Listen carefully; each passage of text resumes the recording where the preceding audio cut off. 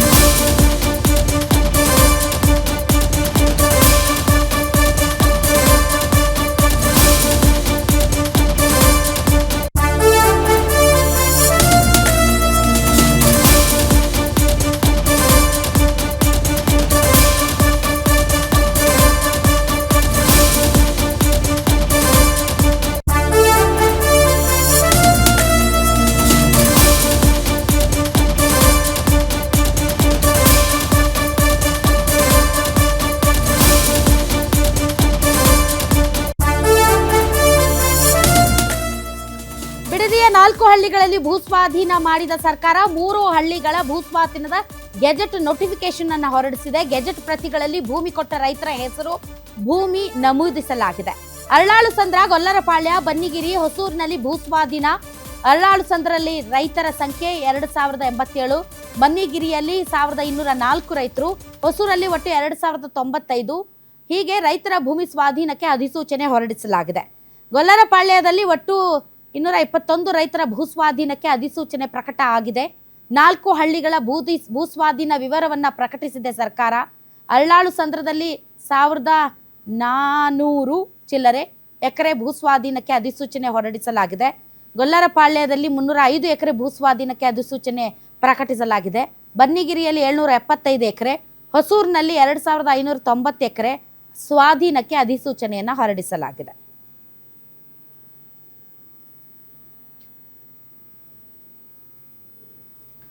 June 11ರಂದೇ ಮೊದಲ ಅಧಿಸೂಚನೆ ಪ್ರಕಟಿಸಿದ್ದ ಸರ್ಕಾರ ಮೊದಲ ಹಂತದಲ್ಲಿ 3 ಗ್ರಾಮಗಳ 518 ಎಕರೆ ಭೂಸ್ವಾಧೀನಕ್ಕೆ ನಿರ್ಧಾರ. ರಾಮನಗರ ತಾಲೂಕಿನ ಕೆಂಪಯ್ಯನಪಾಳ್ಯ, ವಡ್ರೇಹಳ್ಳಿ, ಮಂಡಲಹಳ್ಳಿ ಗ್ರಾಮದಲ್ಲಿ ಭೂಸ್ವಾಧೀನಕ್ಕೆ ಮೊದಲ ಅಧಿಸೂಚನೆ.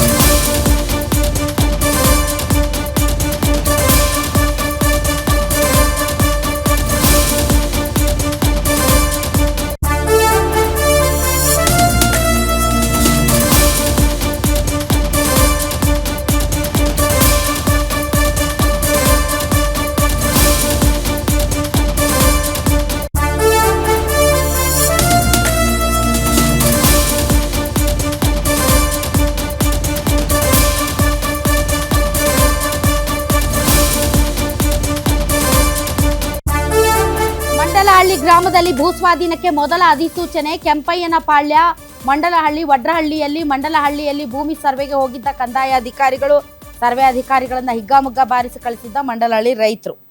ಈ ಬಗ್ಗೆ ಹೆಚ್ಚಿನ ಡೀಟೇಲ್ಸ್ ಕೊಡೋದಕ್ಕೆ ನನ್ನ ಕಲೀಗ್ ದುರ್ಗೇಶ್ ಈಗ ನೇರ ಸಂಪರ್ಕಕ್ಕೆ ಬಂದಿದ್ದಾರೆ. ದುರ್ಗೇಶ್, ಎಲ್ಲೆಲ್ಲಿ ಎಷ್ಟೆಷ್ಟು ಎಕರೆ, ಎಲ್ಲೆಲ್ಲಿ ಎಷ್ಟೆಷ್ಟು ಭೂಮಿ ಅಧಿಸೂಚನೆ ಒಂದ್ ಕಡೆ ಆದ್ರೆ ಮತ್ತೊಂದು ಕಡೆ ಸಮಿತಿ ರಚನೆ ಮಾಡ್ತೀವಿ, ಸಮಿತಿಯ ಮುಂದೆ ಬೇಕಾದ್ರೆ ಯಾರಿಗಾದ್ರೂ ತಕರಾರು ಇದ್ರೆ ಅಲ್ಲಿ ನೆಗೋಷಿಯೇಟ್ ಮಾಡ್ಲಿ ಅಂತ ಹೇಳಿ 2 ತಿಂಗಳ ಹಾಲ್ಟ್ ಮಾಡ್ತೀವಿ ಅಂತ ಹೇಳಿದ್ದಾರೆ. ಅಥವಾ ಭೂಮಿ ಕೊಡೋರು ಇದ್ರೆ ಕೊಡ್ಲಿ, ಕೊಡದೇ ಇರೋರ ಬಗ್ಗೆ ನಾವೇನು ಆಕ್ಷೇಪ ಮಾಡಲ್ಲ, ಅವ್ರು ರೆಡ್ ಝೋನ್ ಅಲ್ಲೇ ಇರ್ತಾರೆ ಅಂತ. ಸೊ ಇದು ಒಂಥರ ಇಬ್ಬಗೆ ನೀತಿ. ಒಂದ್ ಕಡೆ ಸಮಿತಿ ರಚನೆ ಮಾಡಿದ್ರೆ ಇನ್ನೊಂದ್ ಕಡೆ ಅಧಿಸೂಚನೆ ಹೊರಡಿಸಿದ್ರೆ ಅರ್ಥ ಆಗ್ತಾ ಇಲ್ಲ. ವಾಟ್ ಈಸ್ ದಿ ಮೂವ್ ಅಂತ ಸರ್ಕಾರದ ಒಂದು ಈ ನಡೆ ಏನಿದೆ ಇದೇ ಗೊಂದಲವಾಗಿದೆ. ಹೆಸರಾದ ಬಿಡದಿ ಟೌನ್ಶಿಪ್ ಯೋಜನೆ ವಿಚಾರಕ್ಕೆ ಸಂಬಂಧಪಟ್ಟಂತೆ ಇವತ್ತು DK ಶಿವಕುಮಾರ್ ಅವರು ಮೊದಲ ಬಾರಿಗೆ ಸುದ್ದಿಗೋಷ್ಠಿಯನ್ನು ನಡೆಸಿ ಒಂದಿಷ್ಟು ವಿವರಣೆ ಕೊಡುವಂಥ ಕೆಲಸವನ್ನು ಮಾಡಿದರು. ಜೊತೆಗೆ HD ಕುಮಾರಸ್ವಾಮಿ ಮತ್ತು ಮಾಜಿ ಪ್ರಧಾನಿ ಆಗಿರುವಂಥ ದೇವೇಗೌಡರಿಗೆ ಕೌಂಟರ್ ಕೊಡುವಂಥ ಕೆಲಸವನ್ನು ಇಲ್ಲಿ ಮಾಡಿದ್ದಾರೆ. ಪ್ರಮುಖವಾಗಿ ರೈತರು ಮೊನ್ನೆ ಏನು ಮಂಡಲಹಳ್ಳಿಯಲ್ಲಿ ನಡೆದಂಥ ಘಟನೆ ವಿಚಾರಕ್ಕೆ ಸಂಬಂಧಪಟ್ಟಂತೆ ರೈತರು ಮತ್ತು ಅಧಿಕಾರಿಗಳು ವರ್ಸಸ್ ಅನ್ನುವಂಥ ಫೈಟ್ ಆಗಿತ್ತು. ಒಂದಿಷ್ಟು ಪೊರಕೆ ತೆಗೆದುಕೊಂಡು ರೈತರು ಅಧಿಕಾರಿಗಳ ಮೇಲೆ ಹಲ್ಲೆ ಮಾಡುವಂಥ ಕೆಲಸವನ್ನೇನೋ ಮಾಡಿದರು. ಹೀಗಾಗಿ ರೈತರು ಯಾವುದೇ ರೀತಿಯ ಅಧಿಕಾರಿಗಳಿಗೆ ಹಲ್ಲೆಗಳನ್ನು ಮಾಡಬಾರ್ದು ಅನ್ನುವಂಥದ್ದನ್ನು DK ಶಿವಕುಮಾರ್ ಹೇಳಿದರು. ನನಗೆ ಬಂದು ಬೇಕಾದರೆ ಹೊಡೆಯರಿ ಅನ್ನುವಂಥ ಮಾತನ್ನು ಹೇಳಿದರು. ಆದರೆ ಇಲ್ಲಿ ಪ್ರಮುಖವಾಗಿ ಇವತ್ತು ನಿನ್ನೆ ಹೊಸದಾಗಿ 3 ಹಳ್ಳಿಗಳಿಗೆ ಒಂದು ಅಧಿಸೂಚನೆಯನ್ನು ರಾಜ್ಯ ಸರ್ಕಾರ ಹೊರಡಿಸಿದೆ, ಫೈನಲ್ ನೋಟಿಫಿಕೇಶನ್ನ ಹೊರಡಿಸಿದೆ. ಈ ಹಿಂದೆ 518 ಎಕರೆ ಜಮೀನನ್ನು ಭೂಸ್ವಾಧೀನ ಮಾಡೋದಕ್ಕೆ ಫೈನಲ್ ನೋಟಿಫಿಕೇಶನ್ ಹೊರಡಿಸಿತ್ತು. ಅದರಂತೆ ಯಾರೆಲ್ಲ ಭೂಮಿಯನ್ನು ಕೊಡೋದಕ್ಕೆ ಒಪ್ಪಿಗೆ ಕೊಟ್ಟಿದ್ದಾರೆ ಅವರೆಲ್ಲರೂ ಕೂಡ ಭೂಮಿಯನ್ನು ಅವರ ಒಂದು ಪಹಣಿ ಪತ್ರಗಳನ್ನ ಕೊಟ್ಟು ಒಂದಿಷ್ಟು ಚೆಕ್ಗಳನ್ನ ಪಡೆಯುವಂಥದ್ದು, RTGS ಮೂಲಕ ಹಣವನ್ನು ಪಡೆಯುವಂಥ ಕೆಲಸವನ್ನು ಮಾಡಿದರು. ಆದರೆ ಸರ್ಕಾರ ಒಂದು ಕಡೆ ಹೇಳ್ತಾ ಇದೆ, ಇದೀಗ DK ಶಿವಕುಮಾರ್ ಅವರು ಸ್ಪಷ್ಟವಾಗಿ ಹೇಳಿದ್ದಾರೆ, ಯಾರು ಭೂಮಿ ಕೊಡೋರು ಇದ್ದೀರಿ ಕೊಡ್ರಿ, ಆದರೆ ಕೊಡದೇ ಇದ್ದವರಿಗೆ ನಾವು ಒತ್ತಾಯ ಮಾಡೋದಿಲ್ಲ, ಯಾರನ್ನು ಕೂಡ ಒಕ್ಕಲೆಬ್ಸಲ್ಲ ಅಂತ ಹೇಳ್ತಾರೆ. ಆದರೆ ಇದು ಒಂಥರ ಅಡ್ಗೋಡೆ ಮೇಲೆ ದೀಪ ಇಟ್ಟಂತೆ DK ಶಿವಕುಮಾರ್ ಅವರು ಹೇಳಿಕೆಯನ್ನು ಕೊಟ್ಟಿದ್ದಾರೆ. ಒಂದು ಕಡೆ ಭೂಸ್ವಾಧೀನ ಪ್ರಕ್ರಿಯೆಗೆ ಬ್ರೇಕ್ ಹಾಕ್ತೀರ ಅನ್ನುವಂಥ ಪ್ರಶ್ನೆಗೂ ಕೂಡ ನಾನು ಇದನ್ನು ಮುಟ್ಟೋದಕ್ಕೆ ಹೋಗಲ್ಲ ಅನ್ನುವಂಥ ಮಾತನ್ನು ಹೇಳ್ತಾರೆ. ಹೀಗಾಗಿ DK ಶಿವಕುಮಾರ್ ಅವರ ನಡೆ ಬಹಳ ಕುತೂಹಲ ಮೂಡಿಸ್ತಾ ಇದೆ. ಒಂದು ಕಡೆ ರೈತರಿಗೆ ಒಂದು ಖಡಕ್ ಆದಂಥ ಭರವಸೆಯನ್ನು ಕೊಡ್ತಾ ಇಲ್ಲ, ಒಂದು ಕಡೆ ನಾವು ಈ ಯೋಜನೆಯನ್ನು ಮಾಡಿಯೇ ಮಾಡ್ತೀವಿ ಅನ್ನೋಂಥದ್ದು ಕೂಡ ಹೇಳ್ತಾ ಇಲ್ಲ. ಆದರೆ ಸದ್ಯಕ್ಕೆ ರೆಡ್ ಝೋನ್ ಇದೆ, ಈ ರೆಡ್ ಝೋನ್ ಇರುವಂಥದ್ದನ್ನು ಕೂಡ ತೆಗೆಯೋದಕ್ಕೆ ಸರ್ಕಾರ ಮುಂದಾಗ್ತಿಲ್ಲ. ಈ 2 ತಿಂಗಳ ಅವಧಿಯಲ್ಲಿ ಒಂದು ವರದಿಯನ್ನು ಪಡಿತೀನಿ, ಸಮಿತಿಯನ್ನು ರಚನೆ ಮಾಡ್ತೀನಿ ಅನ್ನುವಂಥ ಮಾತನ್ನು ಹೇಳಿದ್ದಾರೆ. ಹೀಗಾಗಿ ರೈತರು ಮತ್ತಷ್ಟು ಗೊಂದಲಕ್ಕೆ ಒಳಗಾಗ್ತಿದ್ದಾರೆ.